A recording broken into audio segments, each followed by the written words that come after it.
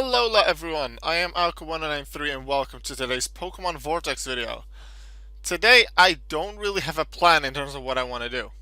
I just want to make a Vortex video. I feel like it, so I'm going to do a few different things and I'll figure it out during the video, during the recording, what exactly I'm going to do. What I'm going to start with is training up this Carnivine to level 100, because someone on Pokemon Vortex, although this was almost a week ago, asked for either, I think, a grass type and an ice type level 100 that wanted to trade it. And I said I have a Carnivine and a Beartic. What I didn't realize was that my Carnivine wasn't at 100. I had a Beartic at level 100, but my Carnivine was actually at level 8 or 10 or something. I think I had a level 10 myself, and then I had the level 8 up for trade. So I took that out and decided to train up that level 8 to a higher level. I'm not sure if they actually still want to do the trade, because after I said that, I don't think they've actually responded. So if that happens to be you, and you're still looking for that level 100 ice and grass type, please let me know, because I still have the Beartic for you. And as you'll be able to see later on in this video, this Carnivine will be at a higher level as well. Now, something else that I guess I can mention that I've seen come up a few times in the past few weeks on Pokemon, on the Pokemon Vortex forums, is the idea where people are confused that if they use trading accounts, that they do take damage, and generally they use a Pokemon such as Carnivine without an immunity. The only reason that you don't take damage is if you have an immunity. For example, here I have a Shiny Pharaoh, a flying type, which has an immunity to ground moves. All moves on these Chestnut are ground moves, such as Bulldoze, Hidden Power, Ground, Mudshot. Therefore, Shiny Pharaoh will never be affected. Other Pokemon will be. Now, every type with an immunity, so Dark with their Psychic immunity, Ghost with both normal and fighting immunity, there are training accounts for such types of Pokemon that you can then easily use to train up. Now, yes, training accounts do exist for every other type, and there is an archived Pokemon Vortex forums page on that. So there will be a page for grass, although I haven't looked up what the one for grass types is. But I mentioned this in my EXP training video, but I guess I'll just say it again. But for those wondering, if you want to go into the details about how to get quick and easy EXP, I have a tutorial video on that. So just type in Alka1993 EXP tutorial in the YouTube search bar, and it should be one of the first ones that pops up. It has a lot of views. That video still gets watched almost every day, to my knowledge, quite regularly. So I'm very happy about how that video is doing, even still now. I think over 2 years since I recorded and uploaded that. But yeah, there is a training account for grass types, but because grass types don't have an immunity, they don't actually, well, they do take damage. Now, what's generally done, like the opponents, to make sure you get the maximum amount of experience, the opponents are still at level 100. However, they will be Pokemon that are 4 times weak to grass. Caracosta is an example. Palpitoad, Marshtomp. There are so many Pokemon possible for things like that. Quagsire, Wooper, and many more. And then moves are generally chosen for such Pokemon that deal very little damage. So the lowest amount of possible damage that Pokemon can deal. Now, if that Pokemon has a status move that it can do, like one that doesn't inflict damage, then that's used. Now, currently in the wild, ever since V4 came out, I'm pretty sure wild Pokemon do not actually have any status moves anymore, aka ones that don't really do anything. It used to be that some Pokemon might have things like Splash or Thunder Wave, which used to not do anything, and other status moves just to fill up the slots. However, that's not the case anymore. But if you have things left over, then you might still see such Pokemon, and you can make use of that when creating a training account. But if you're just looking for a training account to fight against, then they'll generally have 4 attacks. But, for example, if I use Caracosta as an example, a rock-water type, Carnivine resists ground moves. So potentially that Caracosta would, I'm not sure if it can learn Mud Slap, maybe it learns Mud Slap, and then it would also know Hidden Power Ground, and then maybe a really weak water move. Maybe Water Gun. It's not that strong of a move. Sure, it is 1.5 times as strong due to the fact that it's a water type and so is Caracosta, but it's still a weak move. So generally at the higher levels, so when you get to the 80s, the higher chance at 90s and 100, that the Pokemon can do it itself, therefore doesn't have to share the EXP with another Pokemon like I'm doing now with Shiny Furo, and it could get the EXP itself and um, continue on training quicker. So far, this is likely the best thing I can do, especially considering it's a normal Carnivine and not something like a Metallic or a Dark. I'll be continuing with the Shiny Furo for a little longer, and then try out the Grass one. Actually, I want to test out the Grass one, so just to see how it'll do. Let's check the Pokémon Vortex forums if I can find its training account. I can probably find that. Found it. For Grass, we have Training Shaman. Alright, so we're going here. Training Shaman. Kabutops is the Pokemon that we're facing, and they have Absorb, Rapid Spin, Feint, Mega Drain. Yeah, Mega Drain isn't Stab, is resisted by Grass. Feint, just a low damage move. Rapid Spin is a low damage move, and Absorb is a low damage move, and it's resisted. So I say that's a very good move. A very good move choices. Now, Carnivine does have Power Whip as its Grass move, and that does have a chance to miss.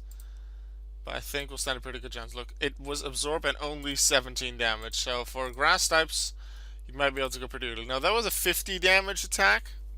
Mega Drain is 33. Now, if you have a Grass type, that's also part something else that might not resist Grass because of that. You might take a bit more damage, but this seems to be very well doable with Carnivine and therefore with any Grass type. Now, you'll see I suddenly get 4,000 experience instead of what would have been under 2,000 due to Carnivine having to share the EXP with Furo. No, not really share the EXP with Furo, but I suppose you could see it as sharing it with Furo, considering I have more Pokemon used. Now, here I missed a few times, so unfortunately, I might not actually do it myself here. Survive this one, hit the next one, please. Got it from 1 HP. Now, luckily, as you win more battles, you will have more EXP, you will have more levels, therefore, you will have more survivability. Pretty soon, just because generally the Pokemon you face are 4 times weak to it. There's a lot of types that can hit something 4 times super effectively, such as Grass against a Kabutops, which is Rock and Water. So quite quickly you'll be able to one-shot these Pokemon. Power Whip is overdoing it by a lot. Look, 1,056 damage, even though they only have 400 HP. But as I increase in levels, I do increase my HP, which gives me more chance to survive. Maybe the Kabutops get to do 1 or 2 more attacks over the entire battle, but I can survive those because I just gained a bunch of HP from the past 2 battles. And due to the fact that Carnivine now has done things on its own, it's now level 100. So I'm not going to get my standard Pokemon back that I have in my catching party. My Shiny Pansear at 21. I still want a Shiny Pansear at 19. Still haven't found it, and occasionally I have been searching for it. Burmy. Where's the Burmy that I want? Which Burmy that I use again? Oh no, this is the 6. Yeah, I had the metallic Burmy still. Make sure I click on the properly so I don't switch the wrong one. This is my catching team. Let's go here for a sec. And only look for Pokemon that I don't have yet, which might take a little while.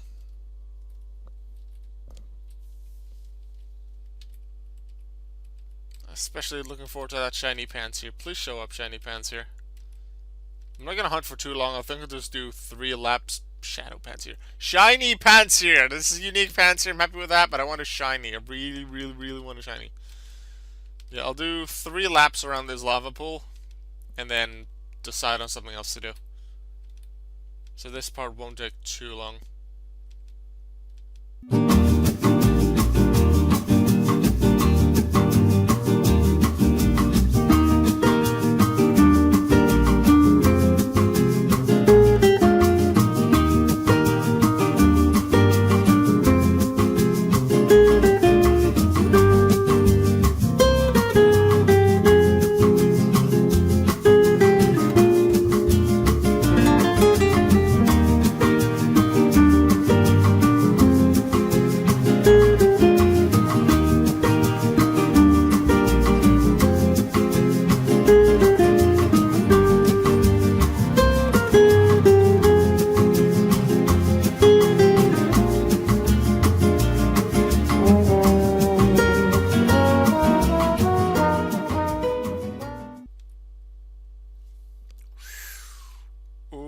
Fancy, fancy. It's not only a starter, but it's a unique one. I like that. Gimme, gimme, gimme.